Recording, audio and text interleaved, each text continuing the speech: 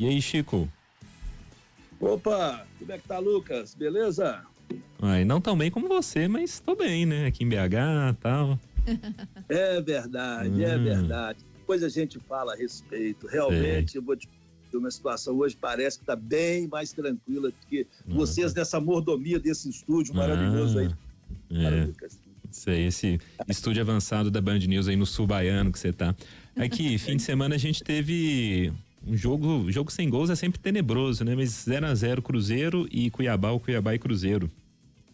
Pois é, rapaz, e criou-se um certo pânico aí entre os cruzeirenses, porque o time, de acordo com os matemáticos, com os analistas de números, até pai de santo, mãe de santo, agora começa aquela fase do campeonato que tudo isso conta. Mas, na verdade, é pauta jornalística, porque na prática o que manda é a competência ou não de técnicos, jogadores, e isso vale para Atlético, Cruzeiro, América, para todo o time, meu caro Lucas. Veja você, o Cruzeiro empatou e aí fica aquele pânico, o Cruzeiro agora tem de ganhar 5 jogos e empatar um dos 11 que faltam para não ser rebaixado, e o Cruzeiro só ganhou 7 até agora no campeonato inteiro e tudo mais.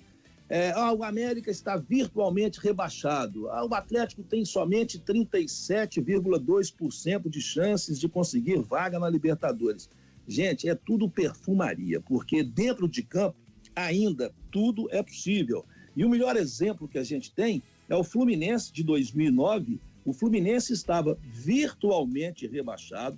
De acordo com a matemática, o Fluminense tinha 99% de chances de ser rebaixado naquele ano. O técnico era o Cuca, inclusive.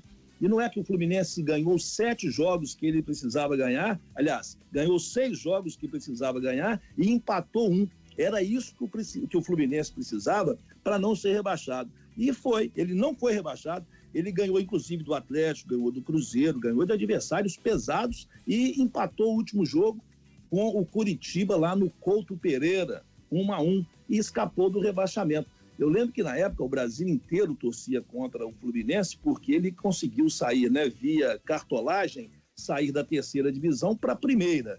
Então, o torcedor de modo geral do país torcia contra o Fluminense e ele conseguiu isso, e competência, raça, determinação dentro de campo.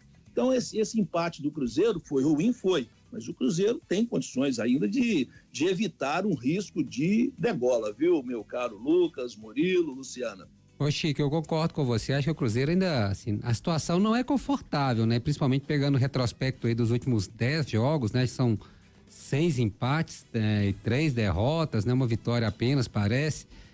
Então fica preocupado. Agora a torcida do Cruzeiro voltou os olhos aí pro Sub-20, né? Que foi campeão da Copa do Brasil ontem, a torcida ficou esperançosa aí com pelo menos 3 jogadores, né?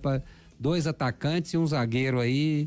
A situação é tão complicada no profissional que a torcida tá já olhando ali para as chamadas crias, né? Da Toca, as crias do Cruzeiro aí que foram, né, campeãs, ontem o time campeão do Sub-20 na Copa do Brasil e pelo menos 3 jogadores se destacando. Eu vi os torcedores muito animados aí nas redes sociais do Cruzeiro, já até pedindo aproveitamento de alguns deles, e o Gilberto sendo desligado, né, do time profissional. Desligado não, afastado do time profissional do Cruzeiro, né?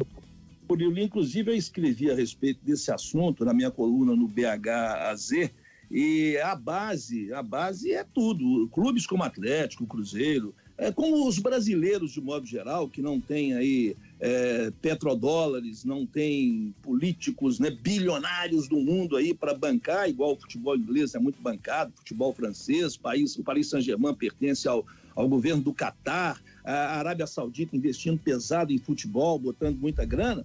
Clubes brasileiros precisam revelar jogadores, aproveitá-los enquanto puder nos seus times e vender. A hora que pintar a proposta aí na faixa de 50, 100 milhões por esses meninos, os times têm que vender. E o Cruzeiro com o Fernando, Luiz Fernando, jogador de 18 anos, emprestado pelo Água Santa, atual vice-campeão de São Paulo, é um menino que todo mundo fala maravilhas dele. Tem um outro de 17 anos, Juan Índio, mineiro aqui de Contagem, o procurador dele, inclusive, é o Lincoln, que foi jogador do Atlético, inclusive. Esse Juan Índio tem 17 anos e marca gols toda a vida, é outra esperança do Cruzeiro, inclusive foi relacionado para o jogo contra o Cuiabá, o Zé Ricardo queria usá-lo, porém contusões no meio do jogo, as condições não eram ideais para lançá-lo, mas está aí na fita. No Atlético tem o Icep, menino de 17 anos também, que marca gols adoidado, e quem faz o melhor trabalho na base em Minas é o América, que revela muitos jogadores, vende muitos jogadores, mas não sabe aproveitar ainda dentro do próprio América, não lança direito para evitar que o América fique aí em situação como essa de quase rebaixado no Brasileiro. Sim, de fato. Chico, então até quinta-feira, boa água de coco aí, viu? Valeu, meu caro Lucas. Abraço, Murilo. Abraço, Luciano. Abraço, Abraço, Chico. Valeu. Valeu. Beijo até.